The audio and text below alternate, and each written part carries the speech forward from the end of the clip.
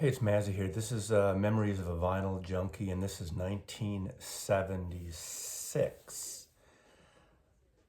1976. Growing up, it's what a transitional time. Interesting year because it was the year I was 21 and 22. I would turn 22 in August, into the summer of 1976. I was going to San Francisco State College. As previously discussed, if you've been paying attention, I was in the broadcasting communication arts department and taking a lot of film classes as well. I was a full-time student at San Francisco State.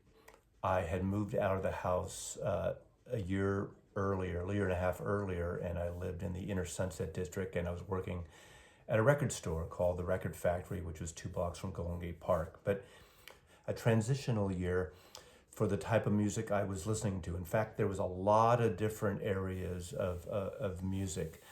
I was living with Jazz Shit Brooks, my roommate, so I was getting into jazz quite a bit and seeing a lot of jazz shows, and I'll get into that a little later. But also, there was a lot of the big mega albums that were coming out around this time. Of course, the year after 76 and 77, Fleetwood Mac Rumors came out, but the year prior, in 75, their self-titled White Album, the newly formed Fleetwood Mac with Lindsey Buckingham and Stevie Nicks, would be a huge seller, a breakthrough album for Fleetwood Mac. Of course, in 1975, I saw Peter Frampton at Winterland, and so in 76, one of the huge mega albums that came out was Frampton Comes Alive. And I've said this before, there was a number of these albums. Frampton Comes Alive was one of them that I did have on vinyl. And I purged it in my mid-90s because that's one of those records that was played so much on the radio, so much in our record store that I couldn't listen to it literally for 30 years. And I will admit I don't have a copy anymore. So I'm not going to show that, but you all know. But I was at one of the Winterland shows where that was recorded in San Francisco in 75. Also in 76, several other albums came out that would be huge records. And that was this one, Eagles Hotel California. This became a huge mega seller, and I love this record, but I couldn't listen to this record for decades. And of course, the end of 1976, Eagles' Greatest Hits came out, which has, I think to this day, is the biggest selling album of all time. Or if not, it's close. It's up there of all time in all formats. It's like 70 bajillion records sold. And so in a way, Eagles have a sort of a backlash for me and a lot of people, but I think this is their best album, and I love this record. I think it's an innovative record. It's a beautifully recorded record, and of course, I think it's an important record. And whatever you think of the Eagles, I think this is a record like that it's so huge. Another record that is very personal to me that I'm glad he broke is Boz Scaggs' Silk Degrees. Mega multi-platinum record. I followed Boz Scaggs since the early days of the Steve Miller Band. Came from Texas with Steve Miller and was on the first two records, Children of the Future and Sailor of Steve Miller. And I love Boz Scaggs. Did his self-titled album on Atlantic Records with Loan Me a Dime, which Duane Allman played amazing guitars on that record. Great, blue-eyed soul voice, and a number of records on Columbia with Boz Scaggs and band, bluesy records. Slow Dancer is one amongst my favorite, where it really kind of kicked in that blue-eyed soul, produced by Johnny Bristol, and that's the record I really love. But of course, in 1976, Silk Degrees with this beautiful cover photograph by the photographer Moishe Braca, who did a lot of rock records. You really will recognize his kind of lighting style, very vivid colors, and did so many records. Once you follow his work, you recognize it. But this had hits like Lido Shuffle, Georgia, Lowdown. I think this had 5 or 6 singles, multi-platinum. Some people got overkill on this record, and it almost stalled him out because after this, it was a hard thing to follow up. But I think this is a brilliant, wonderful, upbeat, soul pop, disco-esque record. But again, this time in 76, fusing musical styles, country music, country rock, the obviously with the Eagles, dance music, disco was kind of percolating, happening in '76. Punk, which I'm going to get into, a new wave was happening, and just a lot of different genres were mixing. And working in the record store, I had a taste of everything, and it was such a wonderful experience working in the store. And we could sign records out. We had a notebook of records, and we'd sign them out and take them home. And then we could bring them back and check them back in, or we could bring back other records. Something we'd call cleans. Now, cleans were records that weren't stamp promo, that were still in print, and that you could bring back in exchange for a brand new record, as long as it's the same list price. So we'd go out and buy cleans cheap, trade them in for the good shit we like. Every once in a while we'd have a manager or something that, depending on the time of year or the mood he was in, he would rip our page out, so basically we wouldn't have to bring the records back. I think I'm past the statute of limitations for that. But this was a great record, and I still love it today. Also, I was working on the radio station KSFS, which was our college radio station at San Francisco State. I was elected program director for about a year and a half at the station. So I was juggling working in a record store, almost full-time, probably 30 hours a week. I was going full-time to college in broadcasting and film and my other core subjects. I lived a block away from the record store with Jazz Shit Brooks. I was going to shows several times a week, from jazz shows at the Keystone Corner to many shows at Winterland and the clubs around San Francisco. And of course, it was a huge year for some very major shows, which I'll get into in a bit. But let me just kind of go through first a few albums.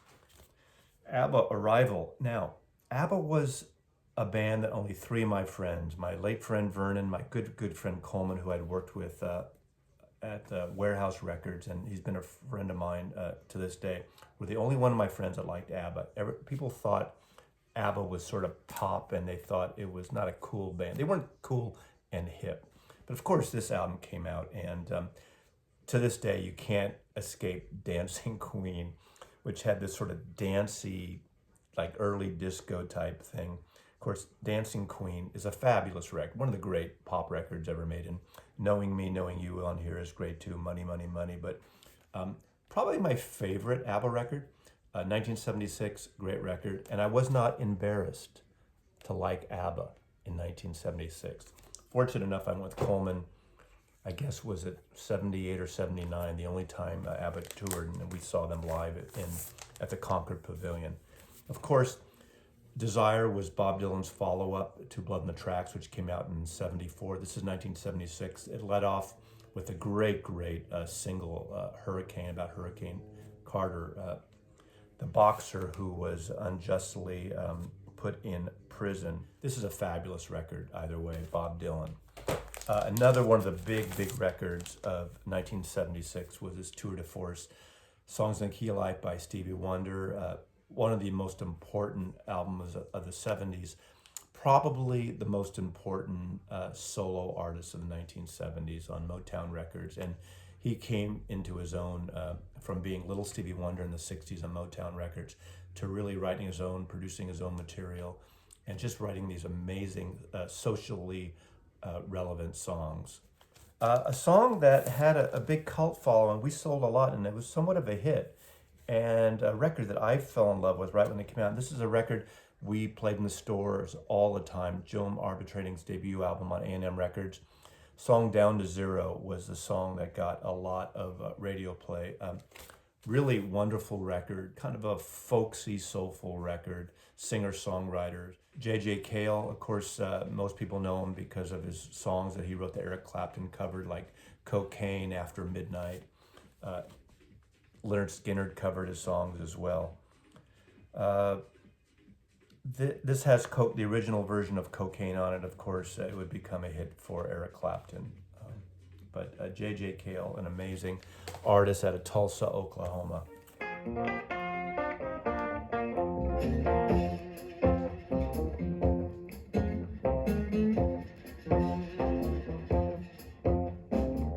Meet me in town.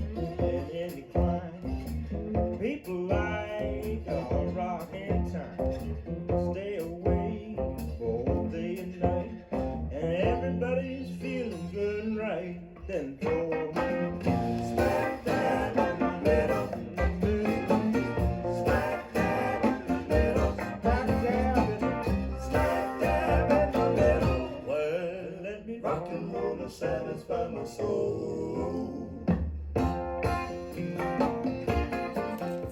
It's hard for me to go through the 70s without mentioning or talking about Ry Cooder. And of course, this album by Ry Cooder is an amazing record. This is Chicken Skin Music.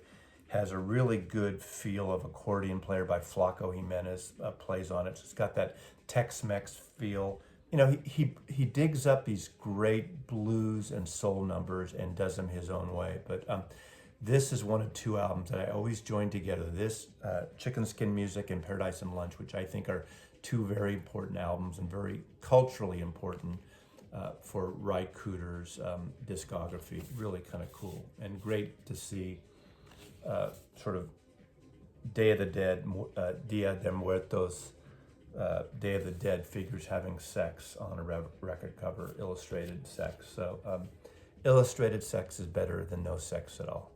This record might be a little twee for some people, but it was such a radio-friendly FM hit in 1976. You're the Cat, Al Stewart, British artist, very folky, very kind of a light vocal thing, but this was all over the radio, and I still like it. The country rock thing, I've said in my videos in the past, country rock was really an important thing for me. Obviously, going back to Sweetheart of the Rodeo and by the Byrds, Bradley's Barn by the Beau Brummels, and I followed it through with Graham Parsons and an artist that I totally fell in love with. My friend Vernon turned me on to at the Record Factory, got us all tickets. I got a promo of her first album, that's of course Emmylou Harris. 1976, Luxury Liner came out. Has a lot of great other musicians too, including the great guitar player Albert Lee on guitar, who joined the Hot Band, her band on tour, who replaced James Burton, who had been on the first tour. Amazing guitar player who had originally played with Elvis Presley early on. She covers a lot of great artists. Like Linda Ronstadt, she interpreted mostly other people's work, but she has Luxury Liner on here. The title track is a song written by Graham Parsons. Poncho and Lefty, a great song by Townes Van Zandt. It's also got Rodney Crowell, who was in her band, wrote several songs in here. When I Stopped Dreamin', the Louvin Brothers song.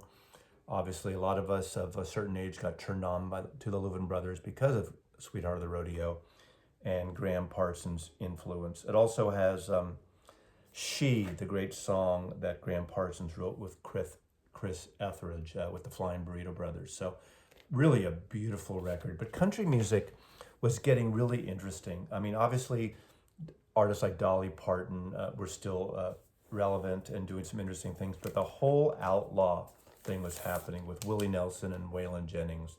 Outlaw was huge in 1976. This is one album that's one of his best, Are You Ready for the Country, by Waylon Jennings. Him and Willie were everywhere. And I got to see Willie Nelson around this time. I didn't see Waylon for a couple of years later, but I believe I saw Willie in 76 and 77 or 77. Can't remember exactly, but he was great. But the record that really shifted things in terms of record sales in the retail level, you know, country music had a niche crowd. And in those days, to get on the Billboard charts and all the charts, radio stations and record stores would basically be called in by Cashbox, Billboard, and you'd list the records you sold. Now that's so subjective. How do they know you really sold those records? There's greasing going on. Labels would call you if you were one of the retailers that actually was called by Billboard or any of the other magazines. You would list your top 10 or top 40 or singles, records, the different genres every week. And so there was a lot to be left to the imagination of what actually was selling. But this is the record that really broke across country and pop lines and became a huge seller.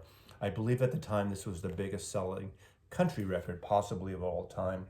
And it was the Outlaws, Wanted. And it was an amazing recording. Waylon Jennings, Willie Nelson, Jesse Coulter, who was married to Waylon Jennings, and Tom Paul Glaser. This is to me, a record that should be in any crossover collection of outlaw country. And if you're into, if you're into now what they call Americana, this is an extremely important record, The Outlaws, on RCA Records. Huge record, an important record, and from 1976.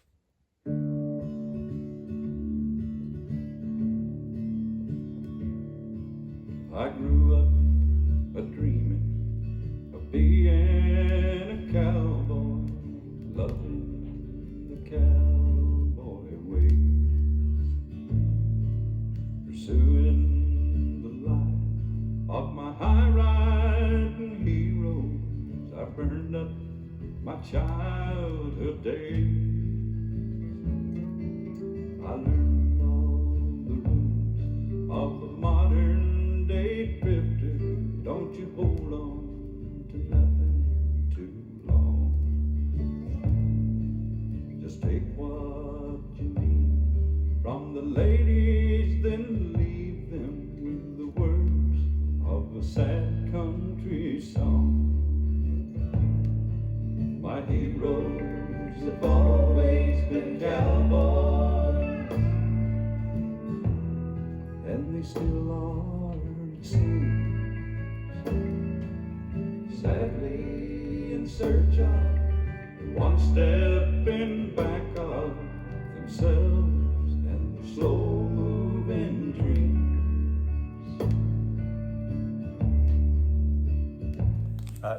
I'm going into a little bit of what was happening at bands out of San Francisco here, just for a moment. I said Boz Scaggs. He was the one out of San Francisco that broke big time with Silk Degrees. Some didn't break so much. Of course, the Grateful Dead had started their own label a couple years prior and was picked up by United Artists, distributed by United Artists. And of course, there were all the solo projects. Jerry Garcia had his solo project. Mickey Hart had the Diga Rhythm section, and Kingfish was a project that Bobby Weir led. Also had Dave Torbert on bass, who was from the New Riders of the Purple Sage. This is a pretty good record. Not a great record. I saw them, they were playing around the Bay Area a lot, so I did see them a couple times playing. They'd show up and play various clubs and venues in Winterland and the like at Kingfish. So one of the subgroups between Grateful Dead tours, Kingfish, on Grateful Dead Records, distributed by United Artists. The Round Records. Is it Round? Not Rounder, but Round Records was the Dead's own label. One record that I bought, and I love, this is one of my favorite covers. This is Santana. This is Amigos. This is kind of a cool record. I've grown fond of this record ever since. Steely Dan keeps putting them out, but this is one of my favorite. Royal Scam, Steely Dan, Kid Charlemagne, The Fez, Royal Scan, Haitian Divorce. Love this record. Again, 1976 was going through this whole thing of very commercial records.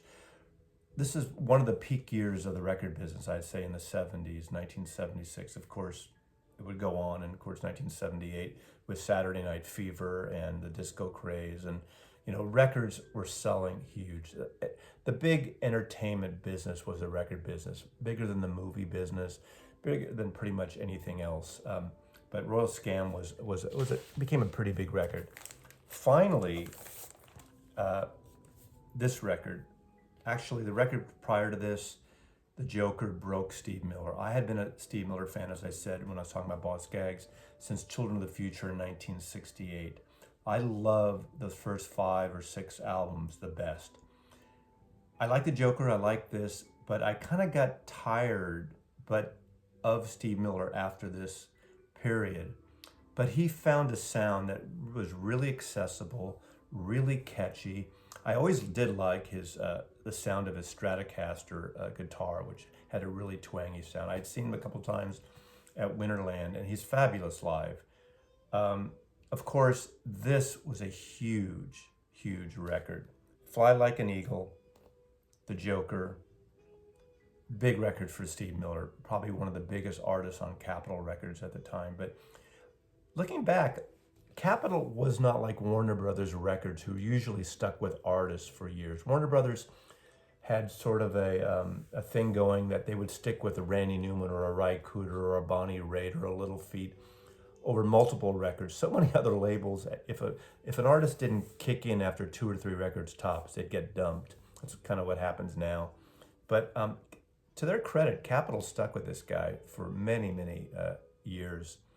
And this is from 1976, and this was a huge, huge record. But this is also one of those records I could not listen to for decades. This is actually my promo copy that I got from Capitol Records when it came out, and I'd play it, but you know, Steve Miller Band, what can you say? The biggest female artist in the 70s was Linda Ronstadt. This is a great record. This is Hasten Down the Wind. Hasten Down the Wind is a song written by Warren Zevon, whose first album came out this year, and that's going to be, I'll show that in a bit, one of the most important records for me in 1976. For me personally, I just love his debut album, his self-titled album on Asylum Records. She covers that record on here. She does do one of the few Ry Cooder, Russ Titleman, and Washington Phillips original songs called The Tattler, which is on Paradise and Lunch, which is a great, great song of Ry Cooder's, and that's also on here. Linda Ronstadt, an important artist. Ethan Russell, photographer, did the great cover. Ethan Russell is a photographer who did the covers of Let It Be and the Hey Jude Beatles Again album, and so many things for the Rolling Stones as well. Of course, produced by Peter Asher. There's another Beatle connection. Peter Asher, who worked A&R for Apple Records, and then kind of worked with Linda Ronstadt as a producer manager, as well as James Taylor. But this is a beautiful record. But that whole LA singer-songwriter sound was huge. I already showed Hotel California, talked about Eagles' greatest hits. The LA sound, the LA pop sound, slick recordings, but beautiful recordings, was really big in 1976. One of the artists, obviously Jackson Browne, had it in Percolating. Eagles covered his work. This was the album he did pretty much after his wife committed suicide. And it's a fantastic sounding record. The Fuse, Linda Paloma, Here Comes Those Tears Again, The Only Child, The Pretender. Just a beautiful record, really great sounding. Waddy Wachtel also, who really toured with Jackson Browne. I saw him around this period too. But, you know, beautiful record. Beautiful record. And of course, a record which was a big crossover record, again from the LA thing, is Joni Mitchell's Hejera.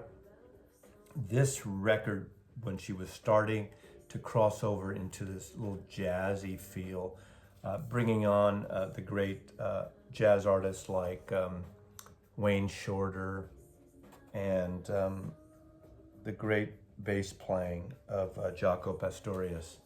Really beautiful record. This was a changing record for Joni Mitchell. This is a promo I got in 1976, Hejera. And then in this section, as I just said, to me, one of the most important records for me personally, not a groundbreaking record, but to me is the self-titled record of Warren Zevon.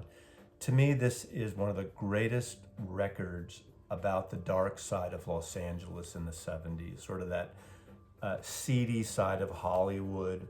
This is a tour de force. Of course, he had come on, he was the band leader for the Everly Brothers on tour for a number of years, a great pianist. He learned classical composing, and all the classical string arrangements were done by Warren Zevon. He has that influence of like Aaron Copland, classical composer. But on here, everyone from, again, Waddy Wachtel and David Lindley, who were part of this whole LA scene of singer-songwriter. Phil Everly does harmony vocals on this record.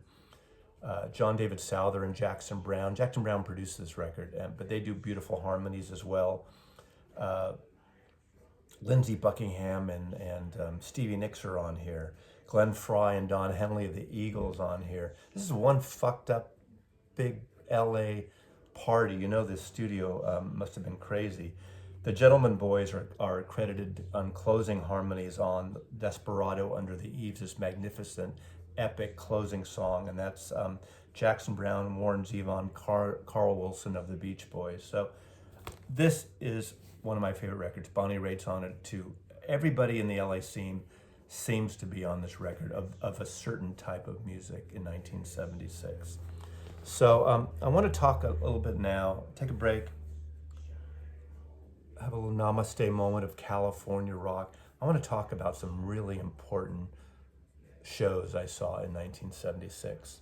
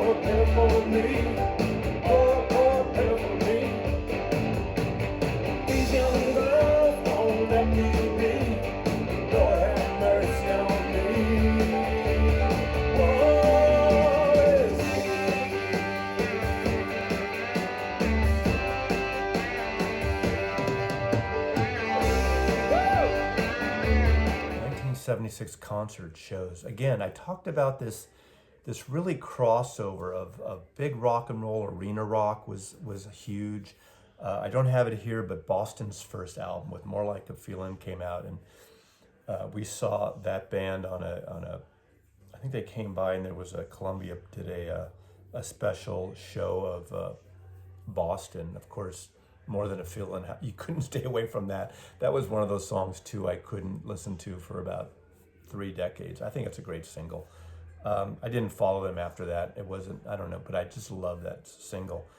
But concerts were a big thing. Of course, the end of 1976, I saw Ry Cooder 4 times over 2 days. This record came out in 1977. This is a live record of Ry Cooder called Showtime, Chicken Skin Review. Again, I showed Chicken Skin music earlier, that album, but this is basically touring that album.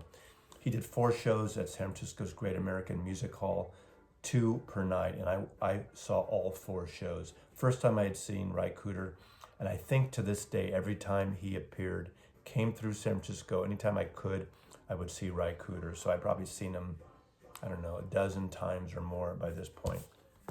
I happened to go to Austin in 1976, and I was fortunate enough to go see the Rolling Thunder Review. This was Bob Dylan at his most punkiest. They actually really recently released a lot of live stuff from this tour on the bootleg series. It was an amazing show. It was the most bizarre set of musicians, from Mick Ronson, who had played guitar with Bowie, to T-Bone Burnett, to Joan Baez, to Riviera, the violinist, to Emmylou Harris, it was like a touring minstrel show. Bob Dylan did his white face thing. He sang like a punk rocker in a way. He was belting out these songs. I saw him in Austin. It was amazing, but it was really out there. I remember getting this record.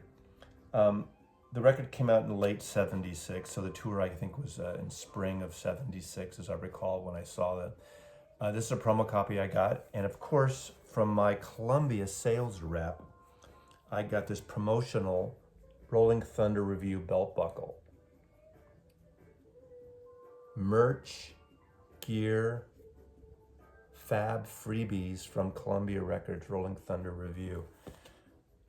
When I got this record, I didn't dig it right away. In fact, it was probably till about a decade later until I really put it on again. I don't think I played it for a decade because he's howling, he's yelling, it's loud, it's assaulting, it's fucking fantastic. And listening to the bootleg series, there's a couple of live versions of Hurricane Carter he does, and which are pretty amazing. Yeah, Scarlet Rivera. That's the string section I was thinking of at the time. Um, and of course, he's got Stephen Souls and David Mansfield on here. With Thibaut Burnett had started the Alpha Band, which had some great records around this time on Arista Records. But this is a powerful, assaulted record, and it's really cool. The documentary came out recently. I think it was directed by Martin Scorsese or edited by Martin Scorsese. But I've fallen in love with this record since. So in 1976, this is one of the greatest shows, live shows. Of course, Paul McCartney, Wings Over America. I'm going to have a little Beatles section here of some Beatle records. I like to put the little Beatle records in their own little section for these memories videos. And I'll do a little section of that in a bit. But this came out late in the year too, and this covered Wings Over America, Paul McCartney's first American tour since the Beatles broke up. I went to 2 shows in the Bay Area, and Mr. Bacon and I, Beatle author Bacon, went to Los Angeles and saw McCartney at the Forum. We had such a fabulous time. This was a great show. Of course, this is when Denny Lane and Linda McCartney and Jimmy McCullough and Joe English on drums. That was the Wings period. This is probably my favorite of all the McCartney live albums. And of course, this is the first tour that Paul McCartney did, those exploding pots and all those lasers, which he does still to this day when he plays Live and Let Die, the theme for the James Bond movie, which was incredible. This wonderful paneled double album. It was a double album or a 3-record set. I think it's a 3-record set. Came out, had a great booklet. Really a wonderful live record. Hypnosis cover. I just had a great feeling seeing Paul McCartney. Those of you who've heard this record, he does a solo set. He was in fine form. McCartney was huge. This was a peak for McCartney. Wings Over the Speed of Sound, I remember not loving that record when it came out. I mean, there's a few tracks on it. Let 'Em In was kind of cute. Beware My Love was kind of nice. I'll show that in a little bit. But couldn't really handle silly love songs at the time. But he was getting into that whole dancey, disco-y thing. The disco shit was creeping into everybody's music, it seemed like. The next one was a groundbreaking show, and I went to see them twice. And in 1976, this was the biggest change of the music that I was listening to, that I got into. When I was working in this record store, the owner of we had a small chain, the Record Factory. It's a small record chain. And I really can't remember what month it was, but in 1976, we were flown down to Los Angeles to a One Stop. A One Stop is a record distributor, and we could all the managers of our chain, there was about 6 of us, and they picked us up in one of those stretch limos. We went to this record chain. Our owner took us out to lunch. People were doing blow in the backseat of the limo, so it was that cliche of record company excess. We went to this record chain, which is in some, I don't even know what neighborhood it was in. It was in some like industrial part of Los Angeles. Now, you know what in-stores are. When bands show up, sometimes they play, sometimes they just sign autographs, sign records in stores. But this is a one-stop, so it wasn't open to the public. We were there, and these 4 guys walked in, the Ramones. So I was able to chat with a couple of Ramones. None of us had cameras in those days. We weren't like now where everyone would have a camera. I didn't even get their autograph or a signed record, and I'm not quite sure why. But I was able to talk with the Ramones. They weren't very chatty. They were looking around trying to pick up records themselves. So, in fact, they were a very boring group of guys, as I recall. I think I had more personality than any of these guys at the time, at least in that situation. But the end of this year, 1976, they played, I think it was 3 or 4 nights at the Savoy Tivoli in North Beach in San Francisco, and I saw 2 of the shows.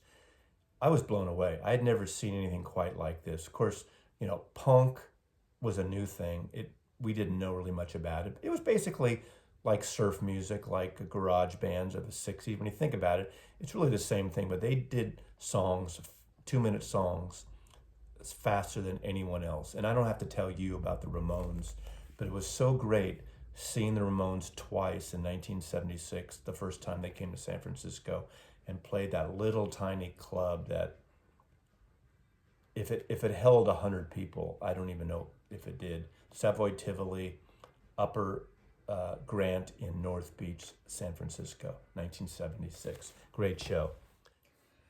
Now, this record actually came out in 1975, The Who by Numbers. Squeeze Box was a song that was all over the radio, but I did see The Who again in 1976. They actually played a couple of shows at Winterland. Again, Winterland only holds 5,000 people, so it was great to see The Who in a standing arena, a smaller arena space, because by this point they were playing large venues. I did see the Who several years earlier, that famous, infamous Cow Palace show where Keith Moon keeled over several times during the performance, and it was cut short, and a member of the audience came up and played drums on a couple of songs with the Who. So I did see the Who several times, as early as 1969 when Tommy came out at the Fillmore West. But this is a 1975 album. It was the album that toured to in 1976, so it was great. Another great shows I saw in 1976.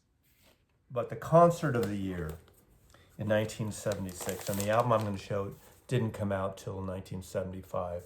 I remember working at the record factory, and the irony, it was Thanksgiving Day. We were open and I was working, and we closed up at 4 o'clock. We closed up early on Thanksgiving. And I remember the last album I put on was that first Warren Zevon album. That for some reason I just so vividly remember playing that record. And I had a deal going to see The Last Waltz at Winterland. Now, they served Thanksgiving dinner, and my parents were so upset that I wasn't going to come home for Thanksgiving. I lived, 20 minutes from where my parents lived.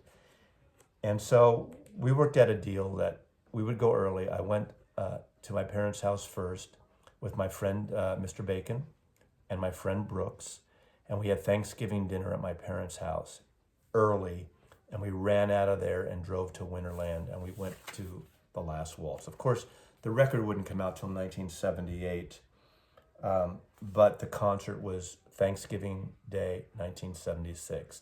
It was billed as the final farewell performance of the band and friends. They didn't really say who was going to be playing. Of course, rumors. I mean, everyone knew Bob Dylan would show up. You can't have the band without Bob Dylan, especially on a farewell performance. But at The Last Waltz cost $25. $25 was a lot of money. Remember, 1976 shows were $3, $4, $5.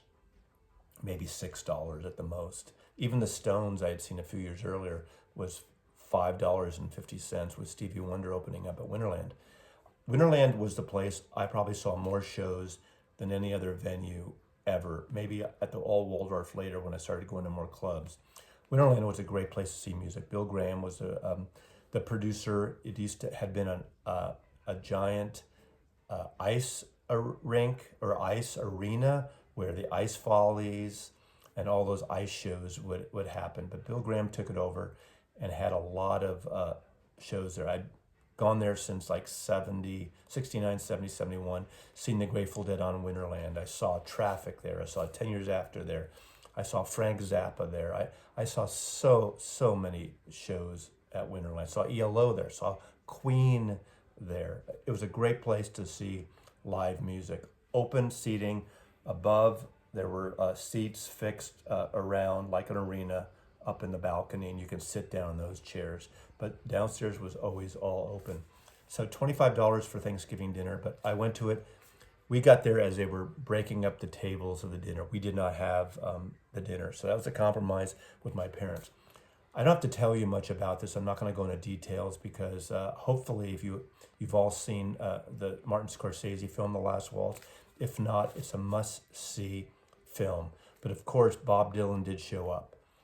Eric Clapton, Ronnie Hawkins, Neil Diamond, who almost seemed out of place there, Van Morrison, Joni Mitchell, Neil Young, Ringo Starr, Ronnie Wood.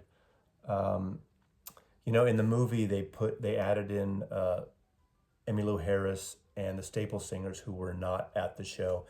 That was added on later. Dr. John, I could look right here. It'll tell me who was there. Who did I forget? Oh, Muddy Waters. One of the most amazing shows I ever saw. And if you need this record if you don't have it, but at the very least you need to watch the documentary. So 1976, this was one of the most important shows I saw that year. And it turned out is probably one of the top 3 shows I've seen in my entire life, concerts, and wonderful performance. The band, The Last Waltz, and they sounded fantastic. All coked up and no there, but they sounded incredible. It was a highlight of my life. 22-year-old rock and roll fan seeing The Last Waltz. I already talked about the Ramones, but again, this was such an important record in 1976, and I want to share a little groupings of records that there was a transformation happening, new wave, power pop, the essence of getting away from the big arena rock. There was a genre of artists that were doing something a little different. They were getting away from the whole excess of prog, of like the Emerson, Lake and Palmers and Yes, and everyone doing 2-hour songs and 3 record sets like, Yes songs and Tales from a Topographic Ocean. There was a back to basics, obviously Ramones at the end of the year for me. But these new wave artists were putting bands out, one of which was this wonderful album, Blondie, debut album by Blondie. You all know Blondie now. Had Ex-Offender got a lot of radio play locally. College radio was starting to happen more in San Francisco. KUSF was the college station, because originally the FM KSAN, which was one of the leaders, and then I think it was Camel was one of the other ones, weren't really playing a lot of new wave initially, not quite yet. But Blondie, there was special shows that were like on Sunday nights or something that would have new wave, what would become punk. So it was very limited. But of course, if you worked in the record stores, you started going to these shows. You started going to the clubs that were putting on these shows, because a lot of these shows weren't quite yet in the arenas. Bill Graham didn't really latch on to this initially until he opened and took over some of the clubs. But Bill Graham got in and took over some clubs and bought some clubs because he saw that was sort of a new sound that was happening beyond what was happening with bands like the Grateful Dead and all those bands. So there were a few retro things that were happening then. Of course, this album Blondie, retro-wise, the Flamin' Groovies. Of course, the Flamin' Groovies, somewhat different band with Roy Loney, were sort of the retro, the 50s style bands. Was would play the Avalon and the Fillmore West in the late 60s. And they never really caught on like the other ballroom bands, but they sort of reformed and went on Sire Records. Roy Loney was no longer in the bands, and they became a power pop jangly band, 12-string guitars, almost like a reinvention or reintroduction of the Mercy sound, early Beatles stuff, like Little Child and the like. Shake Some Action is a great album on Sire. They had 3 albums on Sire Records. This is the one from 1976. The song You Tore Me Down was played a lot on the independent college stations. Shake Some Action, Misery, that of course the Beatles played a lot. This was a great record.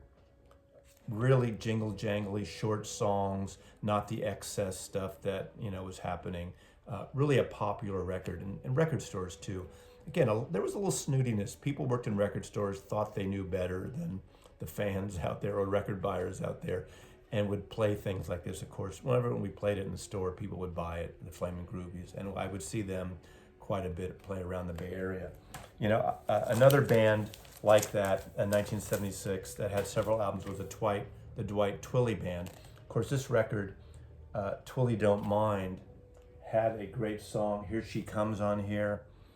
Trying to Find My Baby was played a lot, and it started getting some airplay on the regular KSAN radio and Camel radio. This is a really good record. Of course, it has a jingly jangly sound again. That power pop sound was really percolating, was really starting to happen, and I was all over it because I really liked that. I wore the skinny ties, and I was getting more into the new wave. I go to punk shows later, several years later, Buhay Gardens, but it was the new wave thing, with the thin lapel coats that I was getting into around this time. So this is a great record too. Another band that was getting a lot of play was the Modern Lovers. Of course, Jonathan Richman, Modern Lovers. Berserkly Records was the record store on the north side of campus of UC Berkeley, and this record of this Boston band was just all over the radio. Of course, Roadrunner got a lot of airplay and was the song pulled from this. Really unique. The whole different vocalizing thing was kind of happening here when artists could have these really bizarre voices, and that was a part of this too. So a band that was really kind of a manufactured band, and that was the Runaways. And of course, this album with obviously Cherry Currie, Sandy West, Jackie Fox, Lita Ford, who'd become this sort of heavy metal darling, and of course the fabulous Joan Jett. I mean, these were 16-year-old girls doing this record. This band manufactured by Kim Fowley out of Los Angeles. This became a really important record too, and this is one of those records that we would play in the store a lot. I went to see them when they came around as well, and it's kind of like Suzi Quatro was kind of in that vein around this period of time with these sort of young leather-clad girls that were doing like so-called boys music, which is really ridiculous when you think about it, but really fun band, the Runaways.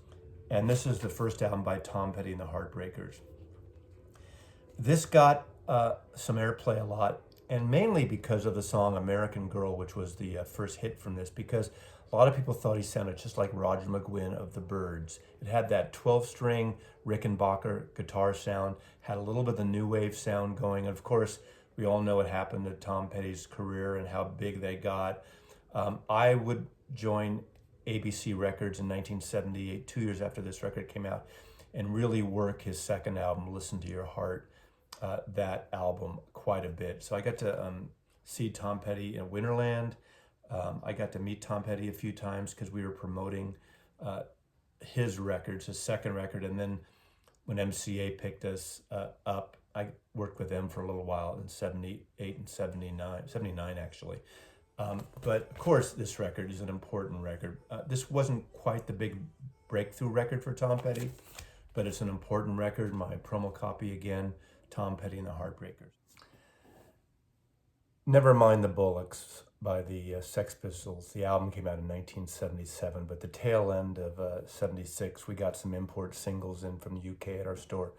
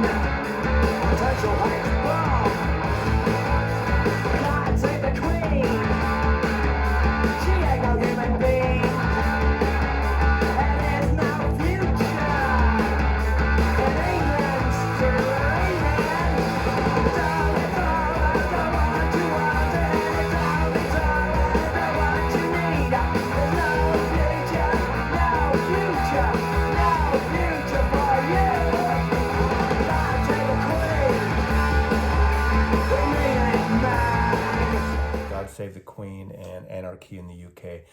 The singles were released at the end of 1976, but obviously not on the albums until 1977. I'm going to cheat a little bit here just because I love these singles, and I got these singles, a couple of them at the tail end of, very end of 76 into 77. And I got UK copies, obviously. And these are from 77, of course, Pretty Vacant. So I am kind of going into the other year, Pretty Vacant, Virgin Records, and Sex Pistols, Holiday in the Sun. It's great to have these 45, and these are my original 1976 and 77 singles. But again, the punk scene was really starting to happen. It was still new with the Ramones and the Sex Pistols, and then you know the story of what came after that. Let's talk jazz, 1976 jazz. I was getting into jazz. I got into it since about 1974 because of my buddy Jazz Shit Brooks. There are a few albums, obviously, I'd gotten since 1970 bit. 70s were a big part of the 70s was fusion. And I had gotten into Chick Corea, Return to Forever, starting in 71 and 2, and followed him around and sort of the fusion things around. I liked it for a while, then I got really tired of it. But 1976, I think it was Electric Warrior came out, the Chick Corea album. I don't have it anymore. That was one way of my purge, but that came out in 1986. But of course, this solo Jaco record, Jaco Pastorius, incredible bass player. Just so intense and so innovative, 1976. And that year I actually saw him tour with Weather Report, and he's on, this is the first Weather Report album that he was on. This is Black Market, 1976. Of course it has Wayne Shorter, Joe Zawinul, and others. But it was really kind of cool to see him. I think I saw him play in Berkeley. Weather Report. The whole fusion thing was happening quite a bit, but I was going a lot to the Keystone Corner, which was a pretty much premier, one of the great jazz clubs in America at the time, and it was still hanging on. And I saw a lot of shows there, and I wish I saw so many shows there over the years. I don't remember exactly what years, but I saw everyone from Bill Evans to Dexter Gordon to McCoy Tyner. But I do remember in 1976, 3 shows specifically that were that year. And one of them was Charlie Mingus. This is not from that. This is obviously a 1964 recording in Paris or in France of Charlie Mingus. I don't remember, the artists, musicians he worked with weren't anyone I knew of, not like on this album. This has Clifford Jordan, Eric Dolphy, and of course Charlie Mingus. I think it was a quartet, and they were pretty out there. Their sax player, he was on bass most of the time, and it was just amazing. It was amazing to see him. He really had a hard bop, just thundering groove going on that night, and as I remember, and it was really intense. I think he played several nights here, because when someone like Charlie Mingus would come, I mean, he'd get booked 4 or 5 nights, sometimes an entire week. But this is just a fantasy reissue, the great concerts of Charles Mingus, that has various live sets. I just wanted to show this as a representation of this.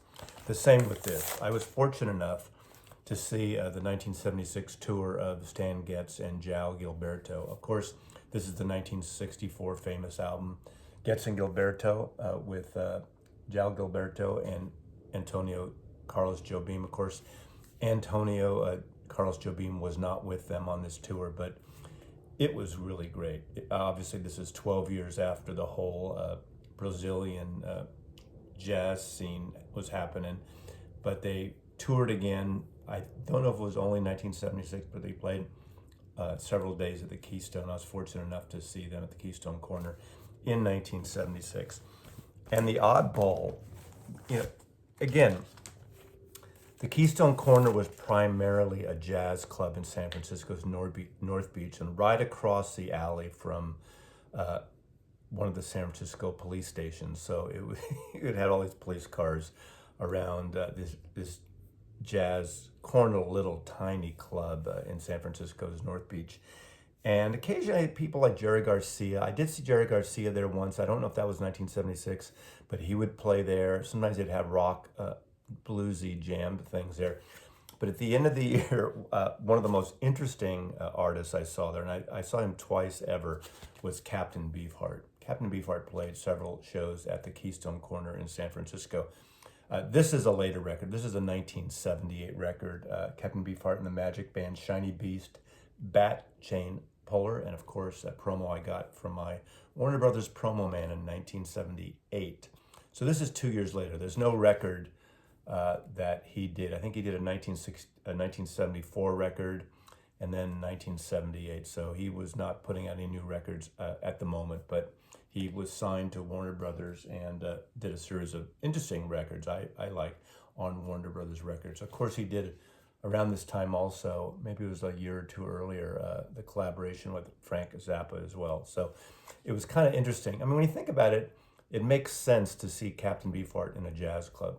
But that was 1976. I was not enamored by this record when it came out, and I mentioned that earlier. Let Him In, I like actually Let Him In.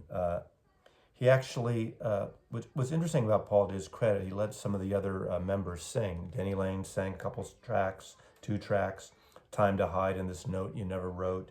He even let the drummer, Joe English, sing Must Do Something About It.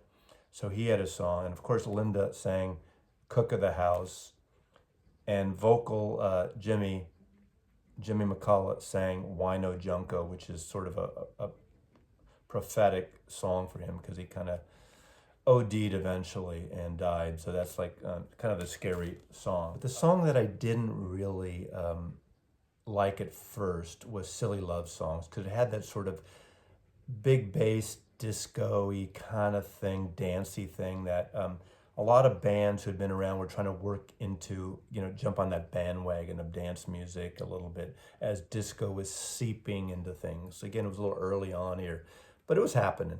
I actually like that song. I love the bass playing on that song. I think it's really interesting. It's a little kind of wimpy, definitely, but I like it more now than I did at the time. Of course, the horn section that Paul had on tour of Tommy Dorsey, Thaddeus Richards, Steve Howard, and Howie Casey were fabulous on the road with Paul McCartney that year. So, I give this some credit. It's not high on my list.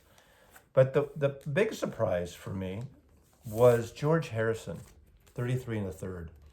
This is the first time George Harrison had left Capitol Records after all these years and started Dark Horse Records with A&M Records. But he didn't put out a record till he re-signed Dark Horse, his new solo label with Warner Brothers. And this is the first album that he did, 33 1/3.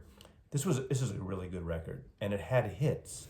He actually wrote this song, which was written about his lawsuit with He's So Fine, the chiffon song, that said he plagiarized with the song My Sweet Lord, and that was sort of a reaction to that.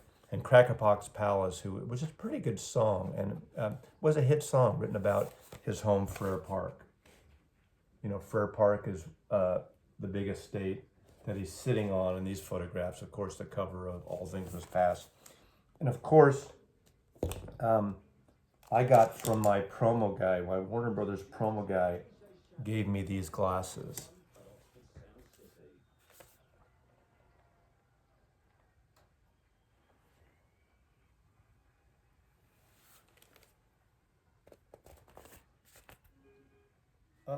So Ringo Starr, really, it was really hard for Ringo seemingly to keep a label after his huge hits. Remember, Ringo came running out of the gate with Ringo and his second album on Apple Records, which was Goodnight Vienna, were pretty big hits. In fact, Ringo had the biggest hits of the Beatles at the get-go. He had more top 10 hits than Lennon or McCartney, or Harrison for that matter, at the beginning.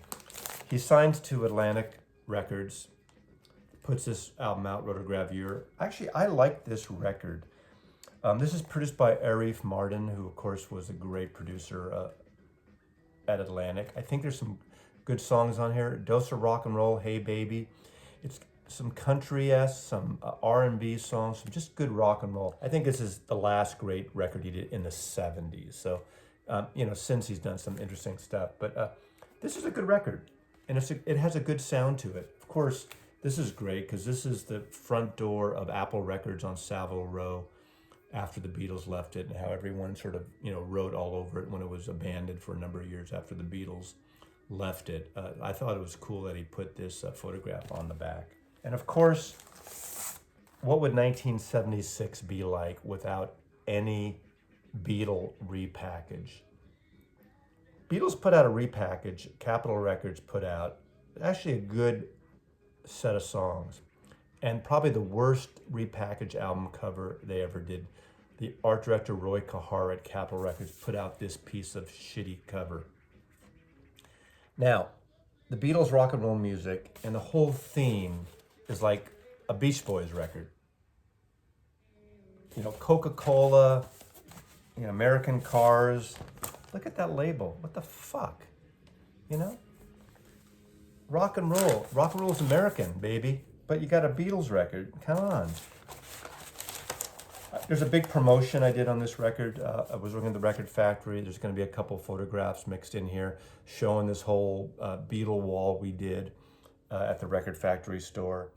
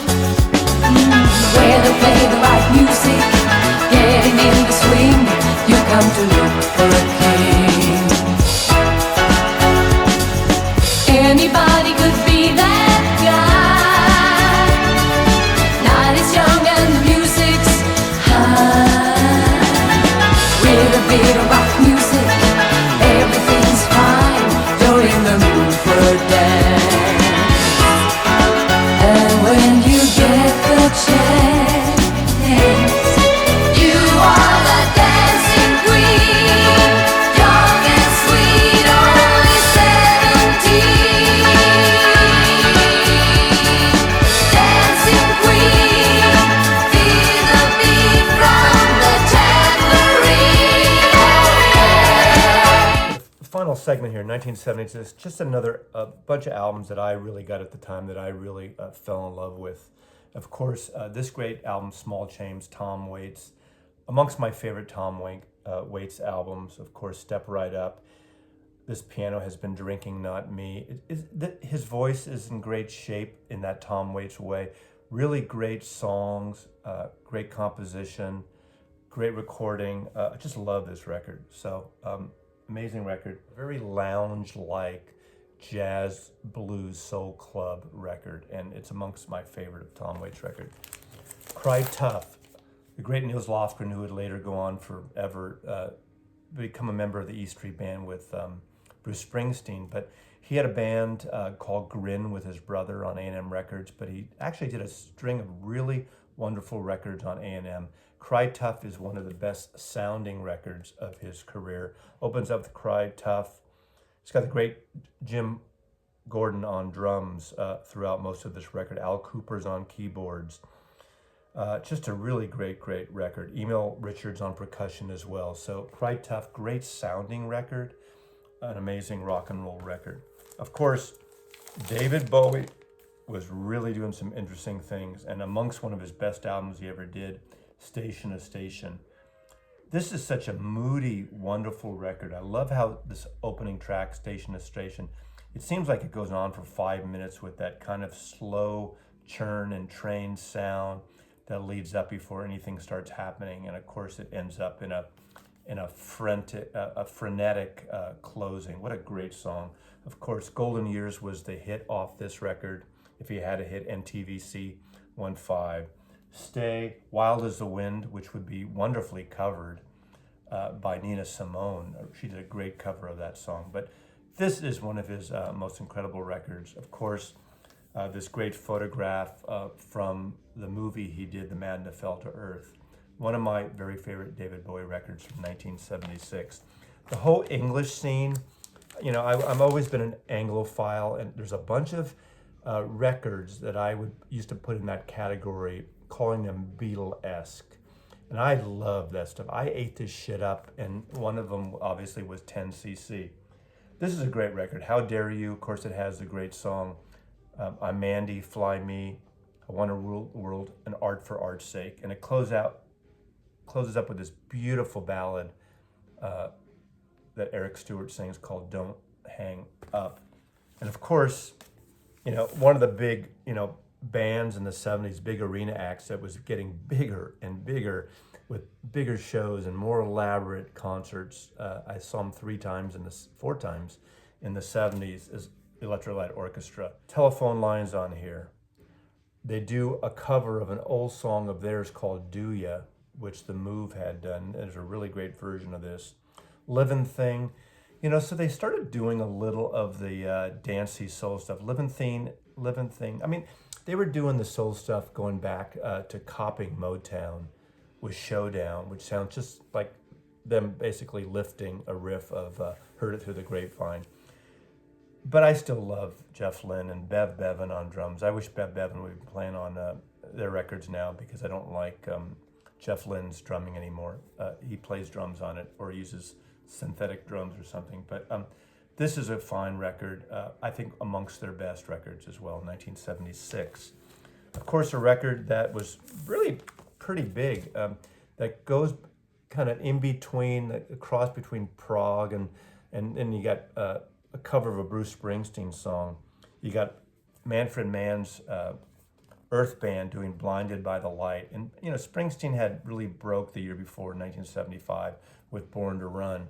And of course, they cover a song from his first album. A lot of groups here were starting to do cover Bruce Springsteen songs. Greg Kihn covered a Springsteen song. A lot of people were discovering his earlier songs.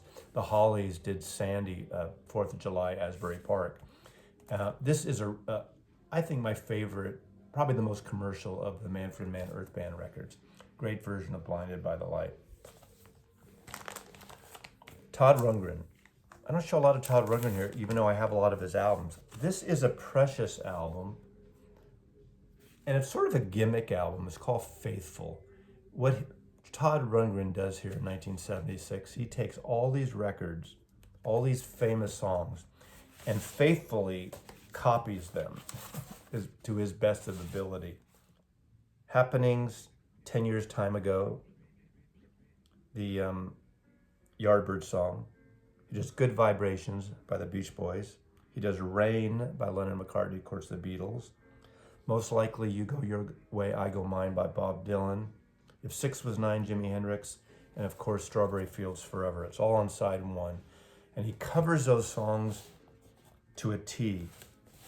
Obviously, they don't sound like the originals, but the exact same arrangements, instrumentation whenever possible, I assume. Now, one could say, why bother when you got the originals? It's almost like an experiment in terror. Experiment in terror, Todd Rundgren. Faithful. Of course, I bought this for one song. I never had any of the other Blue Oyster Cult records. I know this is not amongst BOC aficionados' favorite, but of course, Don't Fear the Reaper is probably one of the great pop records of the 70s, and it is a pop record, rock and roll, arena rock at its finest. Don't Fear the Reaper from Agents of Fortune on this record. Incredible song, incredible single, right? Just so much going on. A great Irish band, great fucking rock and roll record. Thin Lizzy's Jail Break, probably their best record. Obviously their most accessible, most commercial, but it's a great record. And of course, The Boys Are Back in Town was off this record, and that was played everywhere. Again, this is one of those records we'd play in the record store all the time. Radio-friendly record was everywhere. Thin Lizzy. Led Zeppelin. You know, I never warmed up to this record. This is Presence. For a completist, of course, Led Zeppelin fans will argue otherwise, but I'm showing this just because it came out in 1976. I saw Led Zeppelin in 73 and 78. And I think I'm going to close out with the greatest rock and roll band in the world by default. Rolling Stones became the greatest rock and roll band after the Beatles broke up.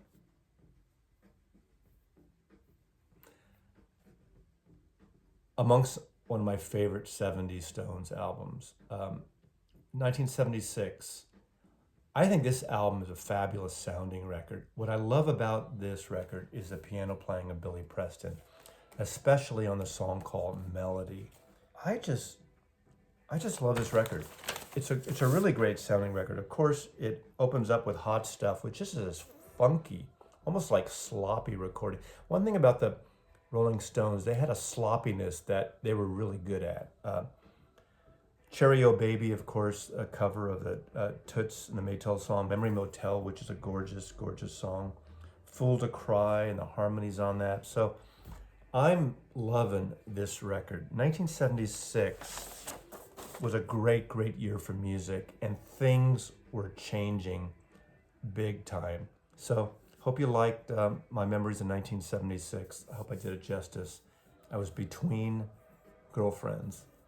There was this girl, Joyce, I dated for a short time, and I can't even share that story. That was interesting. Calling occupants of interplanetary craft.